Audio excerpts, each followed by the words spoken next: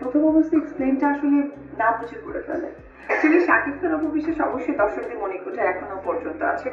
তো আমি যেটা দেখি দর্শকদের ক্ষেত্রে যে তারা চায় যে শাকিব অপু একসাথে কাজ করুক। জীবনটা প্রথমে যেটা হয়েছিল সেটা হচ্ছে কি বলে আনফরচুনেট, মানে আমি যেটা আশা করিনি।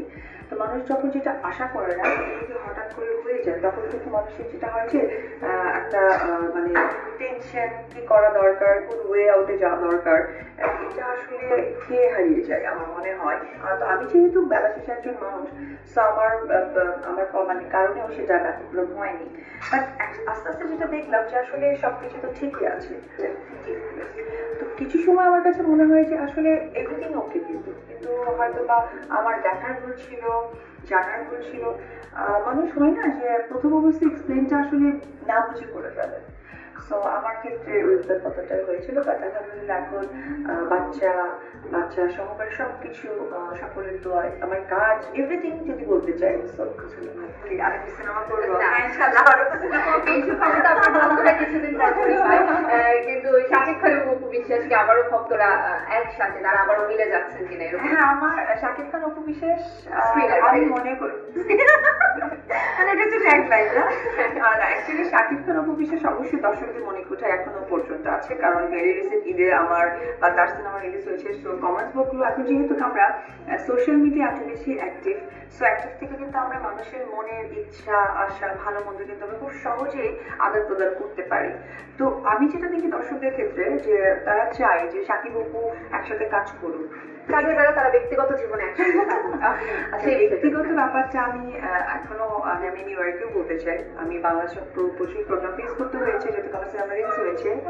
তো সেই জায়গা থেকে আমি এটুকু বলতে চাই যে ব্যক্তি জীবনটা না এখন আসলে ব্যক্তি জীবনে রাখাই উচিত। কারণ আমাদের যারা দর্শক আছে, আমাদেরকে যারা ভালোবাসে, তারা আমাদেরকে কিন্তু চেনে জানে কাজের জায়গা থেকে। এবং আমি যেটা দেখলাম যে আমাদের কাজটা যদি তাদের সামনে আনি পজিটিভলি, তারা কিন্তু খুব সুন্দর রেসপন্স করে। সো ব্যক্তি জীবনটা ব্যক্তি জায়গায় থাকুক, যেহেতু দর্শকদের জন্য আমার সবকিছু অর্গানাইজ। সো তাদের হ্যাপি আমার হ্যাপি, তারা আমার কাজের জায়গাটা নিয়ে থাকতে চায়। হ্যাঁ, যে জিনিসটা নিয়ে আমরা চিন্তা করি বা সেটা আমাদের মাঝে থাকলো না, আমাদের সাফার হতে হলো, তখন আপনার ভেবে নিতে হবে যে হয়তো এটা আমার ছিল না। সো আমি নতুন করে কি করতে পারি। তো আমি বুদ্ধিমান মানুষ, আমার বুদ্ধির পরিচয় দিয়ে আমি বেঁচে থাকবো। তো এই ধরনের পজিটিভ থিঙ্কিংগুলো যদি মাথায় আসে তাহলে আমার কাছে মনে হয় যে যে কোনো মানুষই ফ্রাস্ট্রেটেড হবে না। যেমন বাবা মা ছাড়া আমরা কেউই চলতে পারি না ছোটবেলায়।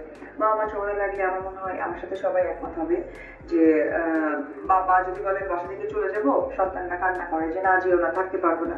বাট আলটিমেটলি যখন পৃথিবী থেকেই চলে যায় তখন কিন্তু আমরা হাসছি, 3 দিনের মতো চলে, একটু গুছিয়ে দিতে সময় লাগে, এই আর কি।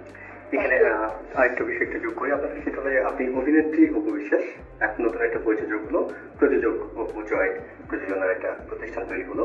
এই নতুন পরিচয়ে আপনার আসলে কেমন লাগছে, কিংবা এটাকে কতটা এগিয়ে নেওয়ার একটা পরিকল্পনা আছে? আমি আসলে অভিনেত্রী অপু বিশ্বাসে থাকতে চাই, কারণ আমার কাছে অভিনেত্রী অপু বিশ্বাসের যে রেসপেক্টটা এটা অনেক দূর। প্রযোজক সম্মানের আমি জানি, বাট আমার কাছে অভিনেত্রী অপু বিশ্বাসটা বেশি কমফোর্টেবল।